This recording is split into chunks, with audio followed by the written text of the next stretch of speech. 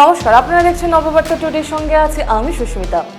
14 April সংবিধান প্রণেতা doctor B.R.. আম্বেদকরের জন্মদিবস পালন করল সারা ভারত কৃষক সভা শালচাপড়া তাপাং ব্লক আঞ্চলিক কমিটি ও আসাম অনুসূচিত জাতি পরিষদ শিলচর শাখা।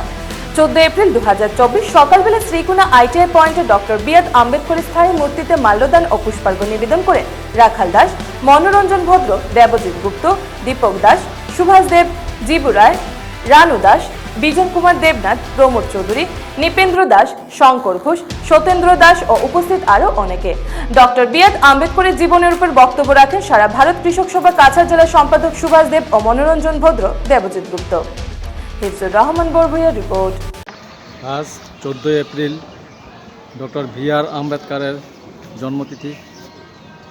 প্রতিদিনই আমরা এই দিনটি, প্রতি বৎসর আমরা এই দিনটি পালন করে থাকি। কিন্তু কেন পালন করি? কারণ উনি ছিলেন ভারতবর্ষের মহান ব্যক্তিত্ব। উনি কেন এত প্রসিদ্ধ? উনি প্রসিদ্ধ ছিলেন বিশেষভাবে দুটা কারণে।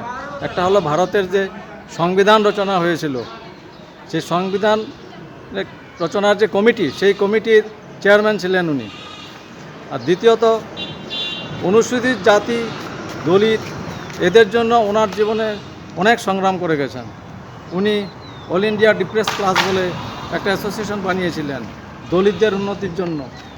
জাতিভেদ প্রথা, অস্পৃশ্যতা, এগুলো সমাজ থেকে নির্মূল করার জন্য উনি যথেষ্ট চেষ্টা করে গিয়েছেন। কারণ উনি নিজেও এইসবের ভিকটিম ছিলেন। ওনার জীবনী থেকে জানা যায় যে উনি যখন স্কুলে ছিলেন তখন ওনার সামনে অনেক উচ্চবর্ণের ছেলেরা বসতো না, এমনকি গ্লাসের মধ্যে জল খেতে দিত না।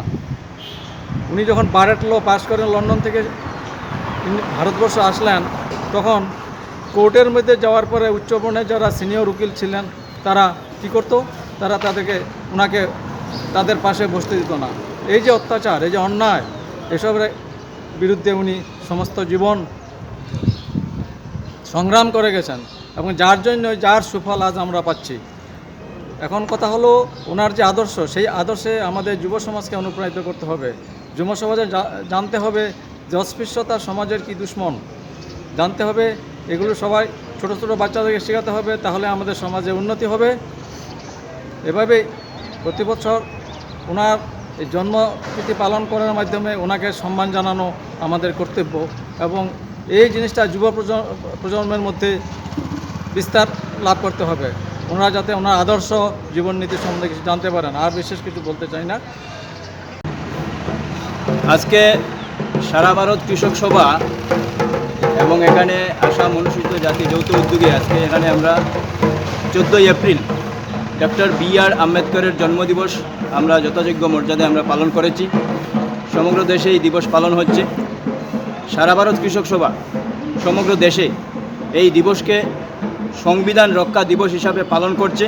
তার কারণ বর্তমান যে কেন্দ্র এবং রাজ্যের যে রাজনৈতিক পরিস্থিতি, বিজেপি পরিচালিত যে সরকার চলছে, সেই সরকার প্রতিনিয়ত সংবিধানকে ধ্বংস করার চেষ্টা চলছে এবং সংবিধানের যে বিভিন্ন অধিকার, আমরা যারা সাধারণ মানুষ, যারা শ্রমিক, কৃষক, মেহনতি মানুষ, দলিত মানুষ, যারা তাদের যে বিভিন্ন অধিকার সংবিধানে দেওয়া হয়েছে, আরও বিভিন্ন মৌলিক অধিকার যে দেওয়া হয়েছে, সেই মৌলিক অধিকারগুলি আজকে নাকচ করা হচ্ছে।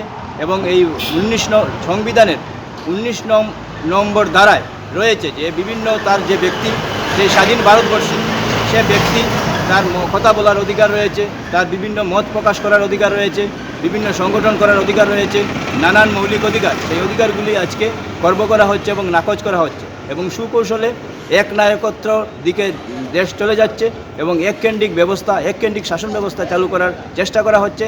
এবং বি.আর. আম্বেদকর খুবই দলিতদের জন্য এবং বিভিন্ন পিছিয়ে পড়া মানুষের জন্য, যারা শ্রমিক, কৃষক, মেহনতি মানুষ, যারা দরিদ্র মানুষ, যারা গরিব মানুষ, তাদের জন্য লাগাতার লড়াই করে গেছেন, তাদের যে সংগ্রাম করে গেছেন, এই সংগ্রামে উনি বিরাট ভূমিকা পালন করেছেন যে জাতপাত প্রথা যাতে বন্ধ হয়। বর্তমানে জাতপাতের বিষয়টাও আজকে আমাদের সামনে আনা হচ্ছে, যাতে সুকৌশলে জাতপাতের মধ্যে দিয়ে শ্রমিক, কৃষককে শোষণ করা যায়। এই পরিস্থিতিতে আমরা আগামী দিনে আমাদের যারা নতুন প্রজন্ম রয়েছে, সেই নতুন প্রজন্মের কাছে ডক্টর বি.আর. আম্বেদকরের যে বাণী, সেই বাণীকে পৌঁছে দিতে হবে এবং আমাদের এই যে সংবিধান, এই সংবিধান রক্ষা হলে দেশ রক্ষা হবে। এই সংবিধানের মাধ্যমে দেশের বিভিন্ন অধিকার সাধারণ মানুষকে দেওয়া হয়েছে, তো এই সংবিধানকে রক্ষা আমাদেরকেই করতে হবে। আমরা যারা শ্রমিক, আমরা যারা সাধারণ মানুষ, আমরা যারা কৃষক, সবাই মিলে ঐক্যবদ্ধভাবে এই সংবিধানকে রক্ষা করতে হবে। এই সংবিধান রক্ষা করার দায়িত্ব আমাদের উপরে। আগামী দিনে আমরা নতুন প্রজন্মের কাছে দাবি করছি যে এই সংবিধান যাতে রক্ষা করা হয়, তার জন্য সবাই এগিয়ে আসবেন।